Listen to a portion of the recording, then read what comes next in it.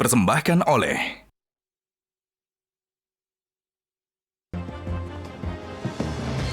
Pemirsa, di tengah beragam isu hangat seputar kebijakan pemerintahan Jokowi belakangan ini muncul putusan Mahkamah Agung yang mengejutkan.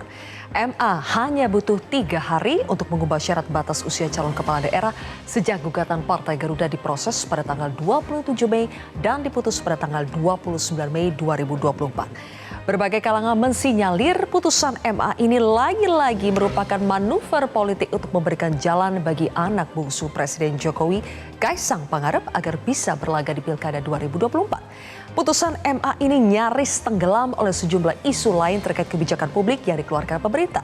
Seperti kenaikan uang kuliah atau UKT yang ditunda, pemotongan gaji 3% untuk program Tapera, kenaikan PPN, kenaikan HET beras hingga kebijakan ormas boleh kelola tambang.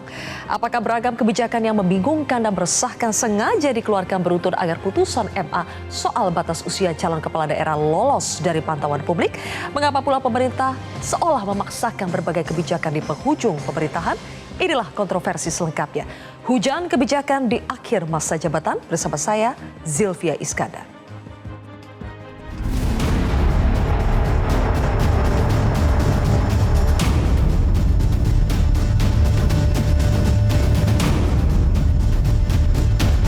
Kok 30 ya? Kok wali kota 25 misalnya? Kok nggak 17 tahun sekalian? Kok nggak 18 tahun sekalian? Ya, kok nggak 20 tahun sekalian? Dan itu artinya kan memberi peluang buat Mas Kaisang untuk dicalonkan, baik sebagai cagup atau cawagup. Untuk detailnya tanya Kaisang aja ya, untuk pilgub dan lain-lainnya.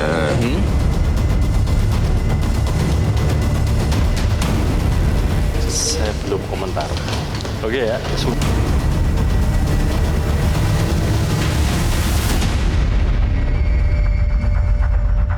Negara ini cara berhukumnya udah rusak dan dirusak. Putusan Mahkamah Agung ya, Mahkamah Adik ya, kemarin Mahkamah Kakak ya kan. Saya mengatakan itu putusan Sontoloyo. Saya maju atau tidak, tunggu kejutannya di bulan Agustus. Baik, pemirsa, untuk pembahasnya sudah hadir 5 narasumber di studio Metro TV. Di sebelah kanan saya adalah Wakil Ketua Umum Partai Gerindra, Habibur Rahman. Selamat malam, Bang Habib. Ya, selamat malam. Berikutnya juga ada Ketua DPP PSI, Dede Prayudi atau Mas Uki. Selamat malam, Mas Uki. Selamat malam, Mbak Silvia. Di sebelah kiri saya ada politikus PDI Perjuangan, Dedi Sitorus. Bang Dedi, selamat malam. Selamat malam. Berikutnya juga ada juru bicara PKS, Pipin Sopian. Kang Pipin, selamat malam. Malam, Assalamualaikum. Waalaikumsalam. Dan juga ada Direktur Eksekutif Parameter Politik Indonesia, Mas Adi Praitno. Mas Adi, selamat malam. Selamat malam, Silvia. Oke, sebetulnya di sebelah Mas Uki harusnya kursi untuk Ketua Umum Projo, Ketua DPP Projo, panel Barus, tapi kita belum dapat kabarnya ini apakah jadi datang atau tidak, kita nantikan saja. Bang Dedi, saya mulai dulu dari Anda. Benar tidak banyak yang kecolongan dengan putusan MA soal batas usia calon kepala daerah karena publik ini seperti dihujani dengan beragam kebijakan yang beruntun, yang membingungkan dan meresahkan, dan akhirnya kecolongan? Ya, dalam ilmu politik, dalam komunikasi publik kan ada istilah red herring ya. Bagaimana sebuah rezim itu mengalihkan perhatian publik dari agenda tersembunyinya, hidden agenda, dengan isu-isu yang yang kontroversial ya. Jadi kalau dalam konteks itu tentu wajar orang berpendapat seperti itu karena yang terjadi kan memang demikian. Ketika kita ribut dengan soal Tapera, kenaikan uang kuliah, segala macam gitu ya. Itu kan kemudian tiba-tiba lahir lagi lah sebuah remake nih. Sebuah copycat dari pembengkokan hukum kita. Jadi kalau pada pemilu presiden ada tragedi MK yang tidak mengubah batas usia tapi hanya menambahkan frase sedang menjabat dan atau sedang menjabat kepala daerah kan gitu. Nah kalau sekarang mirip-mirip nih, berusia 30 tahun pada saat pelantikan. Dihitung satu pelantikan. Saat pelantikan. Jadi ya inilah kalau ambisi kekuasaan itu melampaui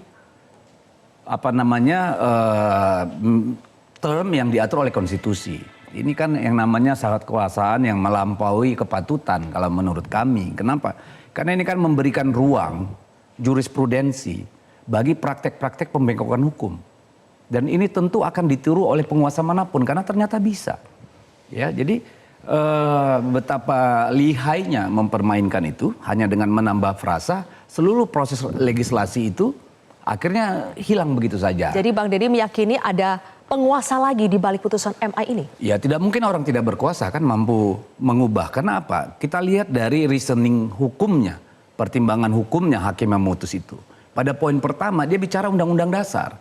Padahal Mahkamah Agung itu harusnya kan melakukan judicial review terhadap satu putusan lembaga terhadap undang-undang. Dia nggak boleh bicara konstitusi karena itu ranah dari Mahkamah Konstitusi. Dia pada pertimbangan hukum pertama saja sudah masuk jebakan Batman itu. Ya karena dia mereviewnya ke konstitusi.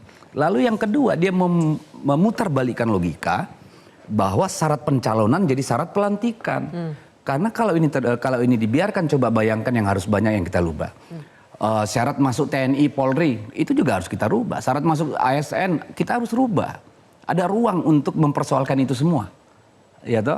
Ini kan akhirnya tidak memberikan kepastian hukum. Padahal harusnya PKPU itu kan dikeluarkan oleh KPU sudah melalui proses yang sangat panjang. Mulai dari Biro Hukumnya KPU, lalu dilakukan jaring asmara. Ya kan, menjaring aspirasi masyarakat. Ya. Maksudnya kan Ya. ada pakar hukum di sana, ada NGO di sana, Baik. ada para pengamat, akademisi. Singkatnya Bang Deddy, ini sebetulnya untuk siapa sih putusan MA ini? Yang punya peluang untuk memanfaatkan ini walaupun berlaku untuk seluruh rakyat Indonesia. Coba saya tanya, Siapa, apakah ada anak muda sekarang yang pengen jadi gubernur? Apa kaitannya dengan Partai Garuda? Kan seperti itu nih kalau kita mau menarik-nariknya. Mereka kan mengklaimnya banyak calon mereka yang sebetulnya berusia muda. Ya, tapi ingin yang menjadi punya akses terhadap calon kepala kekuasaan daerah. yang kemudian bisa mengubah putusan di lembaga setingkat Mahkamah Agung tentu orang yang punya kekuasaan tinggi. Jadi tidak heran kalau orang kemudian mengaitkan dengan Kaisang karena kebetulan Kaisang itu kan umurnya 30 pas harusnya jadwal pelantikan Pada saat penetapan gubernur. calon itu belum 30 ya? Belum, Agustus dia belum baru 30. Desember. Jadi kalau ini diklaim untuk anak muda seluruh Indonesia menurut saya omong kosong. Ini untuk Kaisang, khusus Hanya untuk Kaisang. Khusus untuk Kaisang, Mas Uki. Begini, pertama-tama ya, ketika kawan-kawan kita dari Partai Garuda itu mengajukan gugatan, ya, tidak ada komunikasi, tidak ada koordinasi sama sekali dengan PSI, dengan Mas Kaisang dan lain-lain. Orang langsung nuduh. Itu yang pertama ya, itu yang pertama. Lalu yang kedua itu proses penggugatannya. Lalu yang kedua adalah proses hukumnya ya, ketika peradilan berlangsung dan lain-lain. Tidak ada yang meributkan dan sampai sekarang tidak ada juga yang memprotes soal si prosesnya itu apa yang pernah terjadi di sana gitu. Jadi Karena prosesnya tidak ada berat masalah. banget kayaknya Mas Uki, Enggak. cuma 3 hari. Iya silakan. Nggak sempat Cuma kita di bawa dalam berkasnya. waktu 3 hari itu apa yang terjadi? Nggak ada yang bisa menjawab.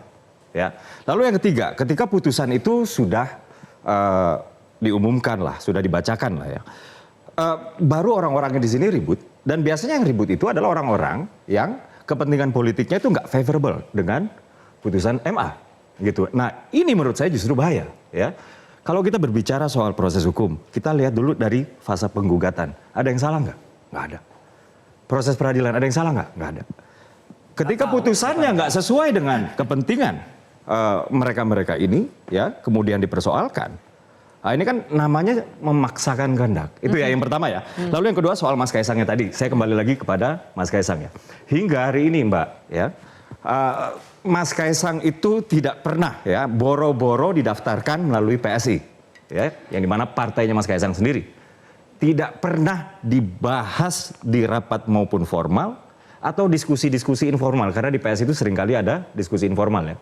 PSI ini kan setengah tongkrongan lah. Kurang lebih seperti itu. Nggak pernah ada dibahas sama sekali, apalagi direncanakan. Apalagi namanya dimasukkan ke dalam des pilkada PSI. Tidak pernah sama sekali. Gitu. Apalagi begini, putusan MA ini kan hanya berlaku menjadi PKPU. Ya.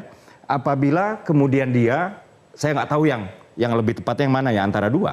Satu langsung ke PKPU ya diubah atau melalui fraksi-fraksi di DPR merevisi undang-undang. Misalnya seperti itu ya.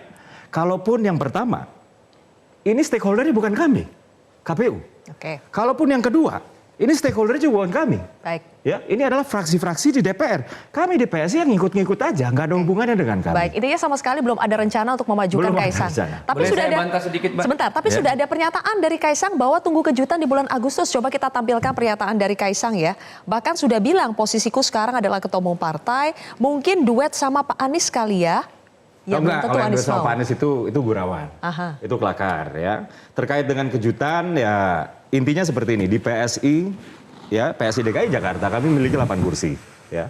Pada saat pemilu 2019 ya, itu kan kita juga punya 8 kursi, akan tetapi pilkada sudah dilaksanakan di 2017 ya.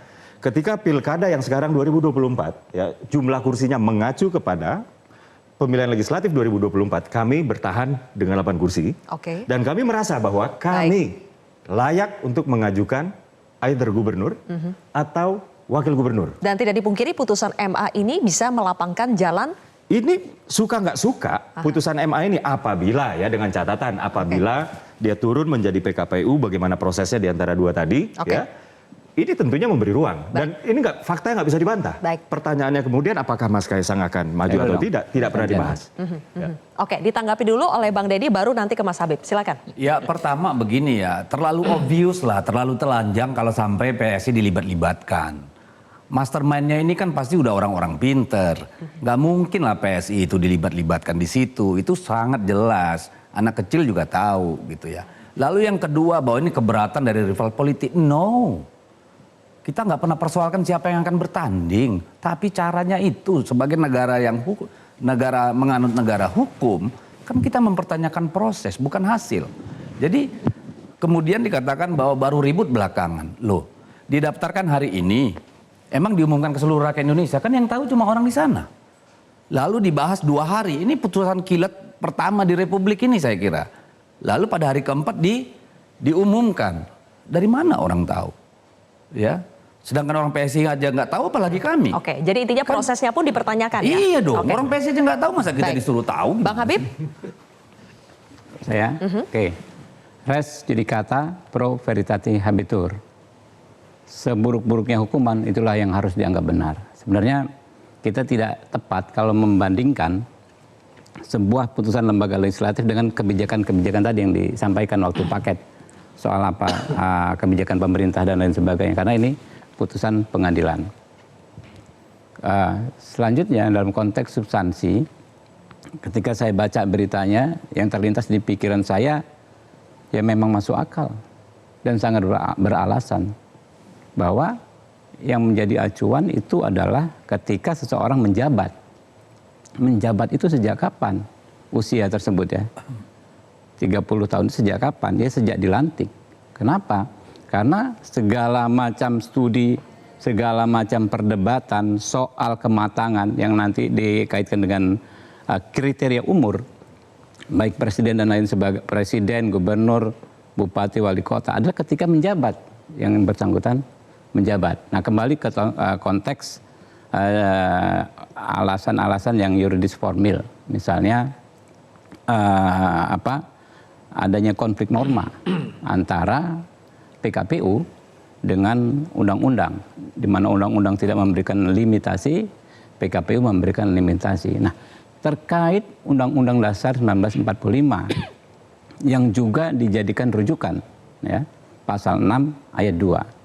Sebetulnya saya sebelum mendapatkan berkas perkara ini secara utuh, ya, saya sudah saya juga sudah berpendapat bahwa kaitannya pasti dengan pasal 6 ayat 2. Di mana pasal 6 ayat 2 konstitusi kita disebut syarat presiden. Syarat wakil presiden bukan syarat calon. Nah, apalagi jika poin tersyarat tersebut ya adalah soal umur. Lebih relevan lagi. Sebab kalau misalnya syarat rangkap jabatan, misalnya saya dulu advokat, ya, nggak boleh menjabat ketika mencalonkan, masih masuk akal, ya kan? Harus mundur ketika calon definitif. Tapi kalau usia, kita cek 100% Baik. studi itu mengatakan bahwa urusan usia itu kaitannya dengan ketika orang menjabat, bukan orang mencalon. Oke. Apa hubungannya dia dengan sebagai calon? Oke, jadi secara logika hukum masuk akal ya menurut secara Bang Habib logika ya? hukum substansi, tapi secara Baik. dalam konteks apa namanya Oke. tata tertib kita berhukum, kalau putusan hukum itu ya sudahlah, nggak perlu diperdebatkan lagi. Kita nggak ada gunanya juga. Gitu. Ya, kalau mau ada upaya hukum silakan, tapi ini kan nggak ada. Oke, makanya kita tidak mau memperpanjang soal MA ini secara teknis teori hukumnya, tapi Kang Pipin sepertinya bahayanya yang disampaikan oleh teman saya Habibur Rahman ini adalah artinya itu kan menegasikan seluruh proses legislasi DPR, seluruh proses konsultasi, dialog dengan pakar-pakar hingga terbitnya PKPU. Artinya kan itu semua adalah proses yang salah. Itu yang kalau kita menerima argumen Habib, itu yang senyata-nyatanya. Artinya itu proses legislasi itu, Ya, namanya karena itulah begini, sejak uji materi. 2009, Ya.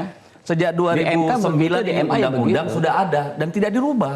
Ya. Nah, baru sekarang nih kan ada yang berkepentingan, ya nanti ulang tahunnya 3 bulan ya ditambah aja pada saat Kalau orang dilantik. hukum tuh ngomong nanya, di manakah berakhirnya perdebatan ketika ada putusan? Oke, baik. Kang Pipin mau menambah perdebatan? Ya. Saya kira perdebatan ini tidak akan terjadi kalau Saudara Kaisang memberi kejutannya adalah dia tidak maju. Itu kejutannya. Karena orang sudah berasumsi bahwa saya selalu mengenai politisasi hukum. Misalnya yang dulu pernah terjadi di MK. Kemudian saat ini di MA ya. Dulu MK yang diuntungkan Mas Gibran. Sekarang misalnya MA kemudian kemungkinan yang diuntungkan adalah Mas Kaisang. Jadi kejutannya adalah di situ bahwa memang perdebatan publik tidak selalu melibatkan anaknya seorang presiden. Kalau misalnya kesempatan itu murni, pure, kita berharap bahwa nanti ada kesempatan anak muda itu yang usianya ketika pendaftaran kurang dari 30, maka dia diberikan kesempatan. Tetapi ketika ada privilege khusus kepada seseorang, disitulah persoalannya. Jadi kalau kita berbicara momentum, memang judicial review di MA ini persoalannya momentumnya ini akan memberikan preferensi kepada satu orang.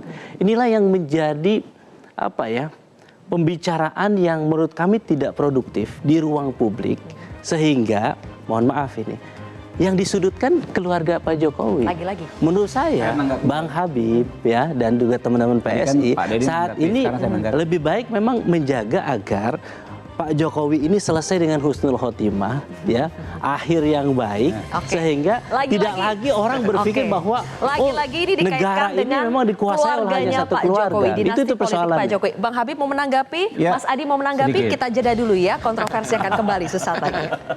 Sampai lupa.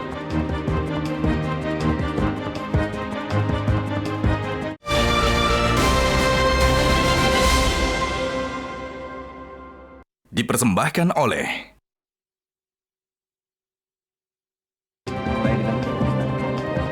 Kami lanjutkan kembali pemirsa. Bang Habib, jadi lagi-lagi Presiden Jokowi ini dikaitkan dengan putusan MA. Ya itu, kita kan beraktivitas di dunia politik tetap harus mengacu pada prinsip-prinsip hukum. Tadi sebagaimana disampaikan Pak Dedi, kritikan kita juga misalnya banyak sekali undang-undang dibatalkan Mahkamah Konstitusi. Itu judicial review ya. Begitu juga banyak sekali peraturan dibatalkan di bawah undang-undang oleh Mahkamah Agung. Ya faktanya kan kita yang menyepakati hal tersebut. Bahwa kedua institusi tersebut memiliki kewenangan untuk melakukan yang namanya judicial review. Sampai kita cabut kesepakatan tersebut, barulah kita bisa berbicara hal yang lain. Jadi DPR punya 575 orang bikin undang-undang dibatalkan oleh 9 orang. Ya kita kalau anggota DPR ya gondok. Tapi ya namanya, tapi itu realitanya. Itu kan kesepakatan kita juga yang membentuk peraturan perundang-undangan. Mulai Undang-Undang Dasar 45 sampai Undang-Undang MD3. Ya. Lalu soal apakah ini menguntungkan 1-2 orang. Lagi-lagi kita berbicara prinsip hukum yang namanya erga omnes.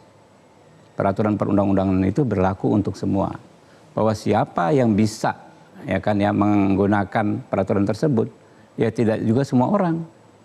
Dalam setiap pilkada, ya undang-undang pilkada itu misalnya untuk Provinsi DKI Jakarta, ya memungkinkan seharusnya jutaan orang bisa maju. Tapi faktanya yang maju paling 4 orang, 2 paslon. Apakah undang-undang tersebut dibuat hanya untuk 4 orang? Tidak juga. Nah, teman-teman Baik. berasumsi nggak ada masalah, ini negara demokrasi, ya. Apa beranggapan Oke. demikian silahkan saja, tapi ingat juga setiap asumsi kita harus kita pertanggungjawabkan dalam bentuk pembuktian. Oke, gitu. kita juga buat polling Bang Habib dan teman-teman ke masyarakat, ke netizen Metro TV. Setidaknya kita munculkan pollingnya soal syarat batas usia calon kepala daerah yang diputus MA apakah sangat politis. Coba kita lihat dari hasil polling di akun X Metro TV, 83% yakin ini sangat politis. Mas Adi Prayitno, banyak yang memplesetkan sekarang MK itu adalah mahkamah kakak, MA itu adalah mahkamah adik. Apakah memang sulit terbantahkan bahwa dua putusan terakhir soal batas usia, baik itu calon presiden, wakil presiden maupun calon kepala daerah, itu sangat erat kaitannya dengan kepentingan politik keluarga Jokowi? Ya kalau mengacu pada hasil polling di X ini kan kelompok kelas menengah ke atas ya, kelompok-kelompok kritis yang saya kira memang resultante dan asupan gizi terkait informasi politik kan di atas rata-rata dan cenderung kritis memang. Jadi sebenarnya tidak mengherankan kalau kemudian setelah putusan Mahkamah Agung itu yang muncul pasti dikait-kaitkan dengan Mahkamah Konstitusi beberapa waktu yang lalu. Itu artinya apa? Ada korespondensi historis yang dicek sebenarnya oleh para kalangan netizen yang saya selalu sebut ini tidak mungkin dalam ruang hampa hadirnya Zilvia. Yang ingin saya katakan satu hal, bahwa siapapun sebenarnya boleh mencari keadilan untuk bertanding. Jadi tidak ada barrier apapun yang menjadi sekat, entah itu umur, entah itu gabungan partai politik, ataukah itu perseorangan. Yang menjadi tanda tanya adalah kalau memang ini ingin diberlakukan untuk semua orang, kenapa nggak jauh-jauh hari sih dilakukan gitu ya? Tidak harus menjelang sehari 2 hari pendaftaran yang kemudian akan dilakukan kepada KPU daerah terkait dengan pilkada. Itu satu. Yang kedua, kan tidak semua orang punya kemewahan. Umur 30 tahun untuk nyalon gubernur. Jangankan nyalon gubernur, nyalon anggota DPRD aja susah nyari umur yang 30 tahun ke bawah itu. Artinya apa? Usia-usia itu adalah usia-usia struggle sebenarnya. Yang dimana jangankan orang untuk menjadi pejabat publik, cari kerjaan aja susah. Kredit rumah aja susah. Cari Ini motor aja bukan susah. 30 bukan ini pelantikan atau bukan gitu loh. Nah Bukan itu soal enggak 30, maksud Pak. saya begini, soal Saat dilantik atau saat ditetapkan sebagai paslon, tetap sama-sama 30, Pak. kalau itu tidak ada perdebatan apapun. Yang ingin saya katakan adalah tidak banyak orang di negara ini yang punya kemewahan, punya mimpi sangat indah untuk jadi gubernur, untuk jadi anggota dewan dan yang lain di saat umurnya 30 tahun. Maksud Anda, Mas Adi, memang Ya, keputusan artinya ini apa? spesial untuk Putusan ini hanya untuk mereka yang punya privilege, yang punya resource, punya dukungan, punya magnet yang kemudian memungkinkan di saat umurnya 30 tahun, entah sebelum mencalonkan diri atau saat pelantikan untuk bisa maju. Dan bisa dicek per hari ini untuk maju dalam pilgub, cuma satu orang yang dikaitkan dengan umurnya yang belum cukup 30 tahun. Yang lain nggak ada, dari ujung ke ujung 541 kepala daerah. Ini partainya Bang Pipin dari dulu mengklaim sebagai partai anak muda, tak satu pun tuh yang tua-tua aja yang muncul kan. Ini menunjukkan betapa memang resource untuk maju bagi kalangan anak muda itu nggak gampang. Nah Zilvia yang menimbulkan kerumitan dan kebingungan dari putusan Mahkamah Agung itu, setahu saya per hari ini itu tidak ada klausul yang mengatakan bahwa putusan harus berlaku dalam pilkada serentak. Itu nggak ada. Kalau MK jelas definitif berlaku dalam konteks pemilu serentak 2024, ini nggak ada. Yang kedua, ini tentu tidak memenuhi asas keadilan. Ini kan proses pendaftaran calon perseorangan sudah berjalan loh. Bahkan saat ini sudah ada verifikasi administrasi. Mahasiswa saya nanya kemarin, kalau begini ceritanya Pak kita maju calon perseorangan, kalau ini berlaku untuk yang dari partai politik. Mestinya pada level Mahkamah Agung melihat ini tahapan sudah jalan loh. Sudah ada calon perseorangan yang wajib hukumnya 25 tahun untuk kota dan kabupaten dan wajib hukumnya untuk gubernur ya minimal hampir 30 tahun. Berarti sekarang bolanya ada di yang KPU ya untuk memutuskan apakah putusan MA ini berlaku dalam pilkada ada ini di atau KPU dan pilkada saya kira berikutnya. memang harus dikonsultasikan dengan Dewan, kemudian dengan yang lainnya sehingga ini tidak menimbulkan keliaran apapun. Tapi bagi saya ini barang sudah jadi, tak perlu menangisi susu yang sudah tumpah. Kalau mau maju aja. tapi bagi saya begini, saya selalu mengatakan kepada Bro Uki dan kawan-kawan PSI, kalau Mas Kaisang untuk wali kota, untuk bupati atau calon wakil gubernur, ini bajunya kekecilan, sekalian maju calon gubernur. Jangan tanggung-tanggung sekalian, mengingat posisinya ketua umum partai dan anak presiden. Bagi saya, satu-satunya privilege yang apple to apple adalah calon gubernur, bukan calon wakil gubernur. Jadi kandung putusannya sudah jadi, manfaatkan dengan maksimal begitu Justru maksudnya? yang menjadi kejutan bagi saya ketika Mas Kaisang tidak memanfaatkan ini. Oke. Jadi kejutan mana yang akan dipilih Mas Uki, memanfaatkan atau tidak memanfaatkan? Nah ini sesuatu yang belum kami bahas ya. waktu Mas Kaisang menjawab pertanyaan wartawan itu aja, Mas Kaisang sudah mengudahi wawancara press conference-nya ya. Dan ketika itu wartawan ada yang menanyakan, mungkin ini pertanyaan terakhir yang terceletuk gitu. Dan Mas Kaisang sudah sambil berdiri, tunggu aja kejutannya nanti, seperti itu ya. Tapi satu hal yang pasti sih, di Pilgub DKI ya, PSI sudah bertekad untuk memajukan kader kami. Either sebagai gubernur atau sebagai wakil gubernur. Itu satu hal yang pasti. Tentang siapa namanya, ini masih dijaring. Oke. Begitu Mbak. Oke, masih dijaring tapi sudah ada posternya nih Bang Habib. Coba kita munculkan yang dibuat oleh Ketua Umum Harian Partai Gerindra, Sufmi Dasko Ahmad. Nah, udah bisa nih dipasang di billboard di jalan-jalan ya. Budi Jiwandono, kemudian juga Kaisang Pangarep for Jakarta 2024. Ini serius atau gimmick nih Bang Habib? Ini Pak Dasko itu menyampaikan apa yang menjadi aspirasi masyarakat kepada kami. Ya salah satunya ini mungkin disampaikan. Jadi menurut saya ya nggak ada yang salah juga ya. Tapi namanya DKI ya, terakhir saya dengar Pak Dasko sudah umumkan ya Pak Ridwan Kamil ya, sebagai calon gubernur yang diusung oleh Partai Gerindra. Itu sudah final? Rekomendasinya sudah untuk Pak Ridwan Kamil. Jadi bukan Mas Budi duet dengan Kaisang. Oh, kemungkinan duet dengan Kaisang mungkin masih bisa. Kita nggak tahu ya, kita lihat nanti. Oke, kita lihat nanti. Selain soal putusan MA yang mengundang kontroversi, sebetulnya juga ada beberapa ragam kebijakan pemerintah dan juga DPR sebetulnya yang menuai kontroversi di tengah masyarakat. Kita akan munculkan bersama pemirsa, ada beberapa kebijakan pemerintah dulu yang terkait dengan ekonomi, seperti misalnya kenaikan UKT, uang kuliah tunggal. Meskipun sudah disebut, boleh dimunculkan teman-teman, meskipun sudah disebut ini akan tidak diterapkan untuk tahun ini, tapi kemungkinan untuk diterapkan di tahun depan itu masih mungkin terjadi soal kenaikan UKT. Kemudian juga ada program TAPRA, tabungan perumahan rakyat, yang malah diartikan oleh masyarakat sebanyak kebetulan adalah tambahan penderitaan rakyat. Kemudian ada rencana kenaikan PPN, kenaikan harga eceran tertinggi beras, ada juga soal ormas yang boleh kelola tambang. Itu dianggap sebagai adalah peraturan yang dianggap bagi-bagi kue kekuasaan maupun untuk mengakomodasi kepentingan politik atau politik balas budi yang dilakukan oleh Presiden Jokowi. Ada juga soal perpanjangan izin tambang Freeport. Nah, pertanyaan saya, Bang Deddy, sebetulnya beragam kebijakan ini memang sudah waktunya dikeluarkan karena memang timingnya tidak ada lagi, atau ini memang sengaja dikeluarkan karena ada hidden agenda, apakah itu putusan MA atau ada kepentingan lainnya? Ya saya nggak tahu pastinya ya Mbak ya, tapi kan di negara demokrasi manapun kan biasanya ketika sudah ada presiden elect itu existing presiden itu kan mengurangi melahirkan putusan-putusan strategis gitu ya, kebijakan-kebijakan strategis maupun kontroversi. Dan sepanjang pemerintahan normal itu terjadi, misalnya dari katakanlah mulai dari zaman reformasi, kira-kira gitu ya. Kita belajar dari zaman Bu Mega, zaman Pak SBY gitu ya. Tapi kalau Pak Jokowi ini kan beda sendiri.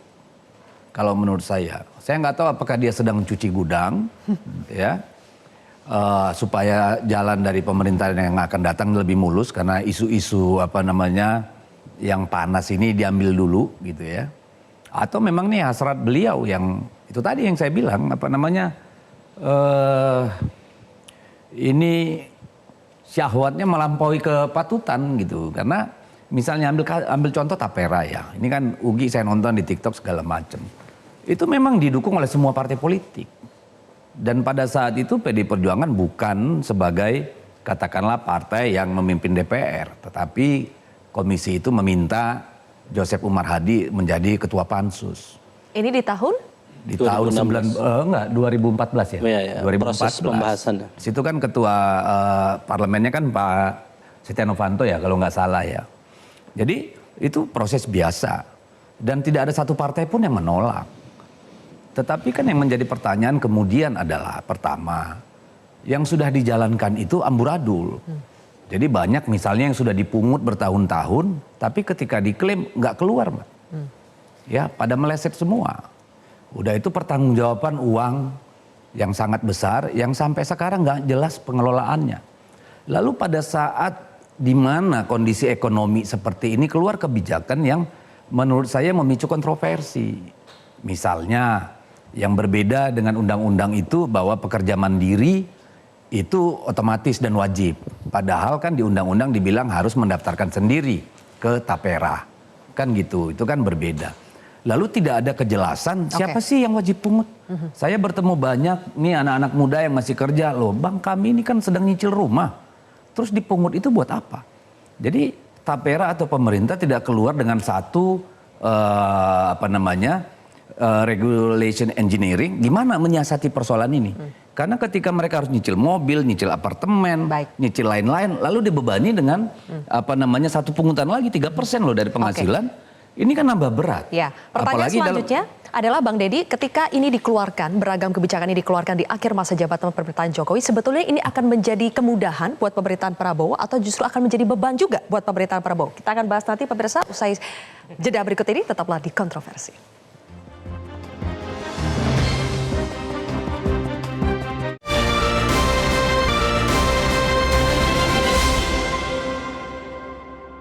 Dipersembahkan oleh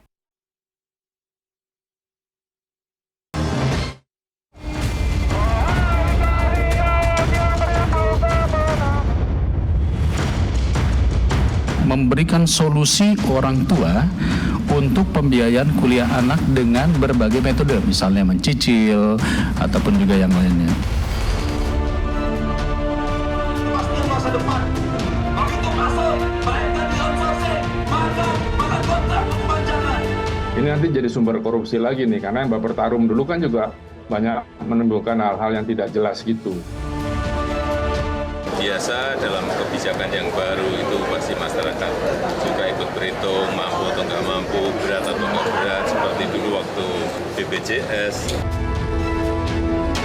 Presiden, pemerintah ingin menunjukkan kehadiran pemerintah dalam semua situasi yang dihadapi oleh masyarakatnya. Oke, kembali lagi di Kontroversi, pemirsa. Jadi sebetulnya segala kebijakan yang dikeluarkan oleh pemerintahan Jokowi di akhir masa jabatan ini akan mempermudah pemerintahan Prabowo Gibran atau justru menjadi beban juga, Bang Habib? Ya, kebijakan yang mana ya? Jadi gini ya, setiap kebijakan tentu ada tantangannya masing-masing. Kita nggak bisa generalisasi ya. Semua dianggap bermasalah atau semua dianggap tidak bermasalah. Pasti ada pendapat masyarakat di situ kan. Seperti apa? Nah, lalu kan pemerintah itu kan memang kita harus mendengar, baik yang saat ini maupun yang akan datang ya, harus mendengar.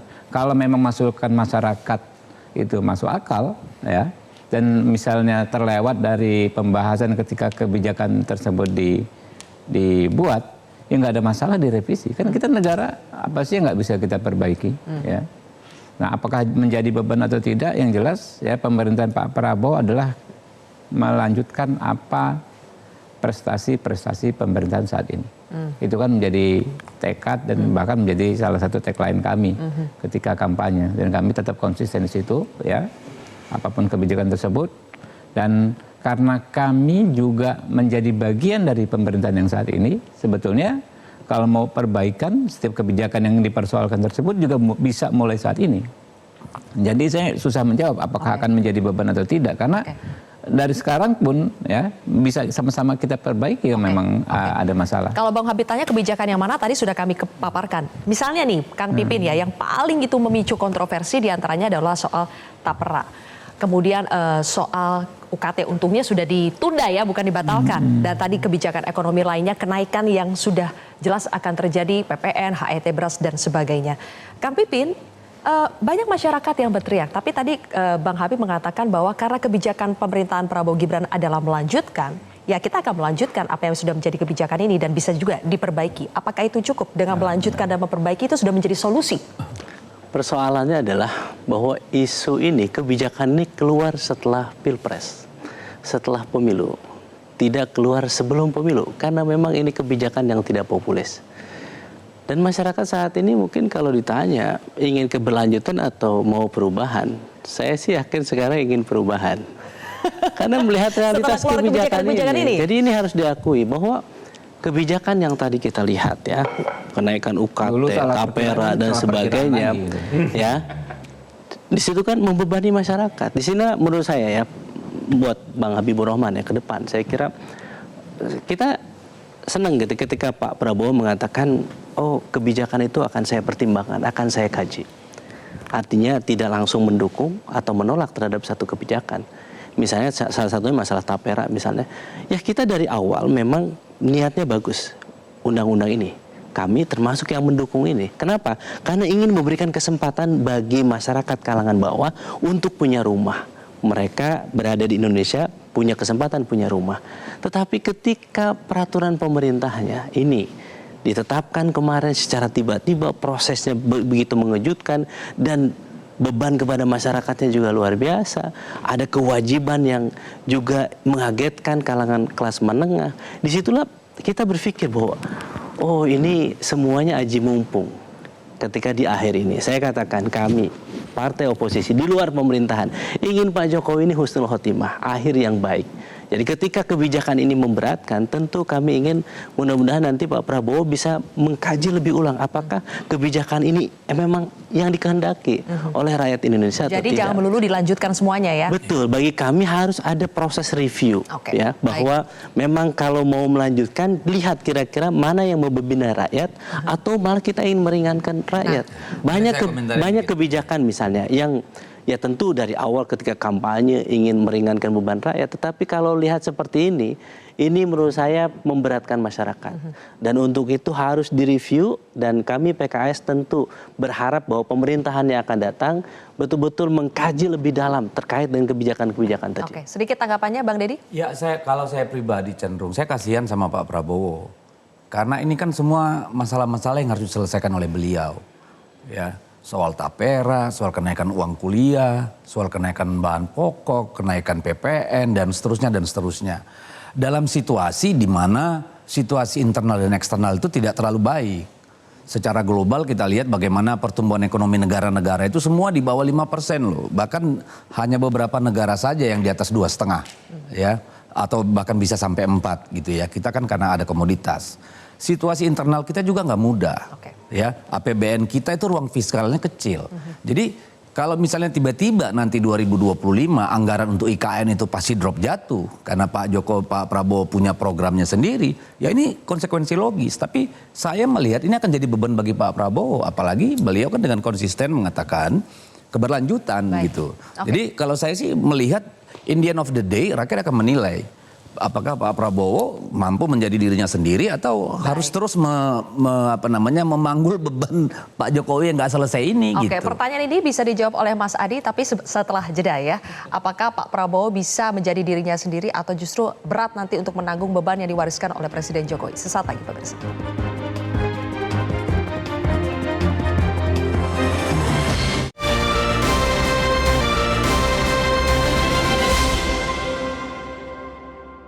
Dipersembahkan oleh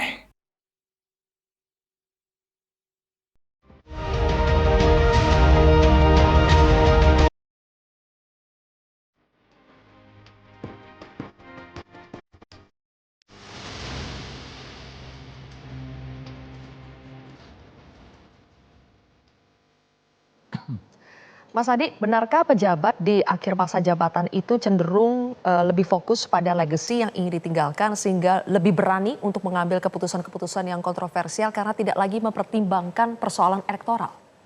Ya, saya kira memang ada benarnya karena memang apa yang sudah kita diskusikan dari tadi soal kebijakan-kebijakan yang tidak populis ini kan tidak ada faedahnya terkait dengan approval rating, terkait dengan apakah dia berdampak secara signifikan dalam pilpres ataupun tidak. Saya sebenarnya kenapa ini begitu banyak kebijakan-kebijakan yang rada kontroversial dan tak merayat, ini tentu sebagai bentuk tingkat kepercayaan tinggi Pak Jokowi sebenarnya. Karena pelanjutnya itu adalah sosok orang, Prabowo Subianto yang dinilai akan melanjutkan semua hal yang akan dilakukan. Jadi inilah yang kemudian didiskusikan tadi, apakah ini akan jadi beban? Pasti akan jadi beban, seperti IKN. Ketika misalnya ketua otoritanya itu mengundurkan diri, itu kan kemudian dilihat oleh publik sebagai salah satu bentuk ada sesuatu yang sebenarnya persoalan yang cukup serius. Tentu Prabowo Subianto nanti ketika dilantik jadi presiden dan Gibran Rakabuming Raka, ini harus menunjukkan ini adalah proyek yang kemudian tidak boleh mandek dan harus selesai. Termasuk soal tapera, ini kan ditunda bukan dibatalkan dan akan diberlakukan untuk waktu tertentu. Bagi saya aneh dalam arti ini orang nabung tapi dipaksa. Ini yang menurut saya kemudian tidak apple to apple. Belum lagi kan masyarakat kita merasa tidak nyaman sebenarnya dengan tabungan-tabungan yang tak ada jaminannya untuk diambil. Kan sudah banyak kasusnya, ada Jiwasraya, ada Asabri, bahkan audit dari ada Taspen, kemudian ada audit dari BPK bahwa pensiunan tapera itu kan hampir ribuan ya yang tidak mendapatkan hak mereka untuk diambil. Kekhawatiran semacam ini sebenarnya menimbulkan kenapa persoalan tapera itu bukan hanya dibatalkan, bukan hanya ditunda maksud saya, tapi memang harus dibatalkan. Artinya apa? Karena orang kalau untuk menabung rumah bukan lagi soal tapera. Banyak di bank-bank kok ada bank syariah, ada kemudian perkreditan lain yang menurut mereka jauh lebih memudahkan. Apalagi misalnya gaji dipotong 3%. Itu gaji yang sebenarnya menurut saya sekali terima langsung habis. Buat beli popok, beli bayar kontrakan, belum lagi cicilan yang lain kanan kiri. Ini yang sebenarnya menimbulkan perdebatan-perdebatan. Sekalipun ada tagline tentang keberlanjutan, kan ada yang mesti harus direvisi. Jadi kalau kita bikin buku, bikin jurnal, kan ada misalnya jurnal edisi revisi. Ada yang dikurangi dan ada yang ditambahkan. Artinya apa? Sekalipun keberlanjutan tidak harus taklid buta, tidak harus menuntut mata. Kalau itu bertentangan dengan kehendak rakyat, harus berani itu disampaikan. Termasuk UKT, ini jangan ditunda, dibatalkan. Saya jadi teringat dengan bukunya Pak Eko Prasetyo. Itu buku favorit saya waktu awal kuliah di Jakarta. Orang miskin dilarang sekolah. Sudah banyak testimoni kok mahasiswa lulus di kampus-kampus top karena UKT-nya itu naik, nggak jadi sekolah, nggak jadi kuliah. Bagi saya ini harus diperbaiki, bukan atas karena keberlanjutan, kemudian seakan-akan yang kontroversial tidak pro rakyat itu dilanjutkan. Tentu ini akan menjadi backsliding bagi perkembangan kita ke depan. Oke, meskipun PSI belum ada di Parlemen Pusat, tapi boleh saya tanya kepada PSI soal, karena PSI kan biasanya partai yang tegak lurus dengan apapun kebijakan dari Presiden Jokowi. Tapi untuk kebijakan-kebijakan yang sekarang sudah diprotes oleh masyarakat, tapera misalnya, apakah itu memang harus dilanjutkan? Ya, terakhir kami melakukan rapat ya, itu minggu lalu ya, membahas tapera ya. Dan di sana kami keluar dengan sebuah sikap, di mana sikap tersebut adalah setuju dengan catatan. Gitu. Tapi satu hal yang harus dicatat, tapera itu direncanakan baru akan dimulai 2027. Ya, ini mungkin belum banyak disosialisasikan. Paling lambat 2027. Ya. Itu karena apa? Karena mereka masih punya banyak PR. Misalnya yang pertama ada BP-BP lain yang kaitannya dengan perumahan. Seperti yang tadi sudah disebut, Taspen misalnya ya. Atau tadi sudah Bang Deddy tadi bilang susah mengambil uang di tapera. Mungkin maksud Bang Deddy itu adalah Bapertarum ya. Memang Bapertarum itu susah. Nah yang sekarang sudah disinergikan dengan tapera itu baru Bapertarum.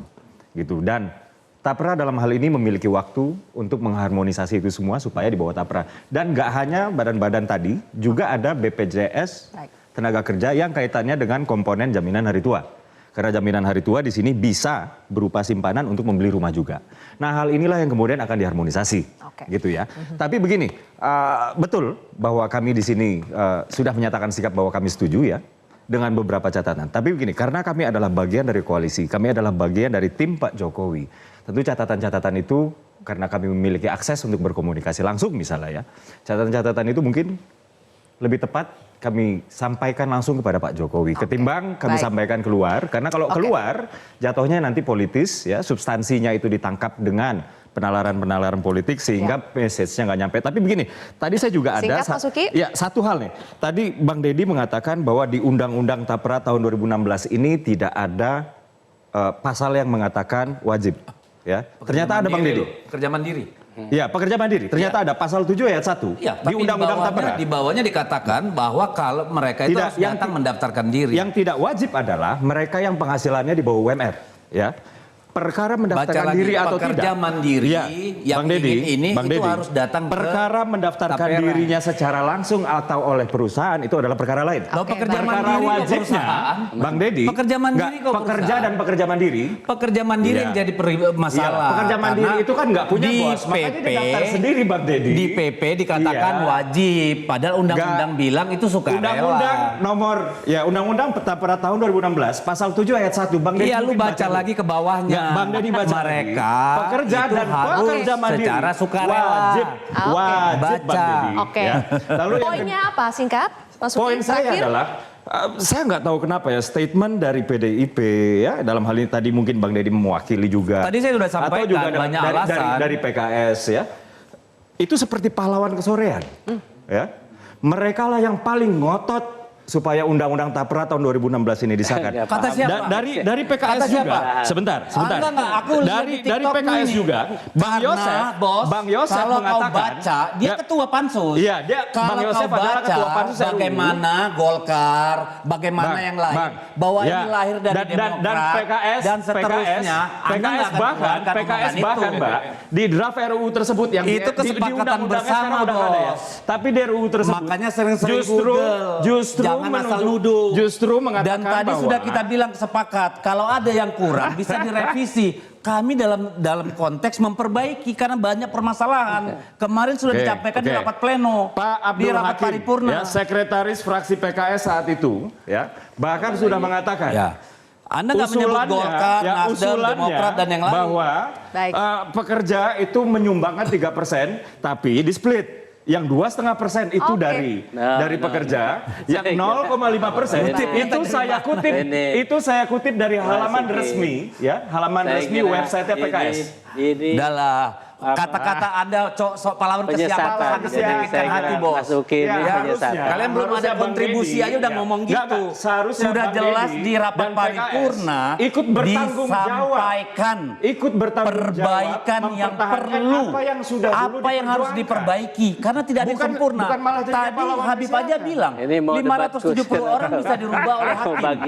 Jadi kalau ada pelaksanaan yang tidak tepat harus dikoreksi dong. Justru itu bagian dari tanggung jawab. Jadi jangan bilang pahlawan kesiangan. Kenapa kan? Terlalu kasar Anda.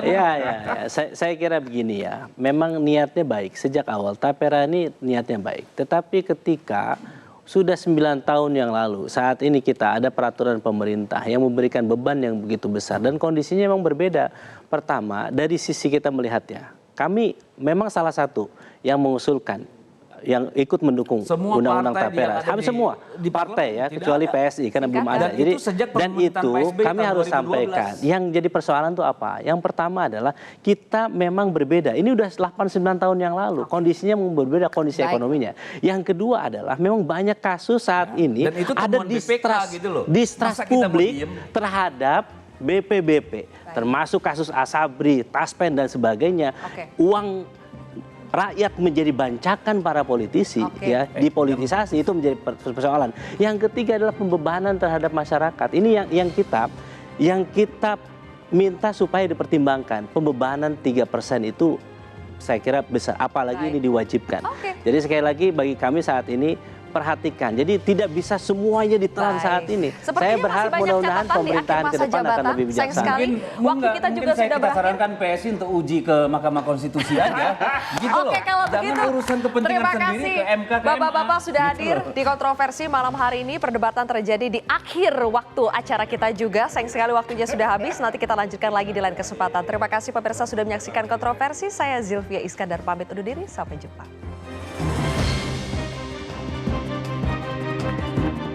Jelajahi cara baru mendapatkan informasi. Download Metro TV Extend sekarang.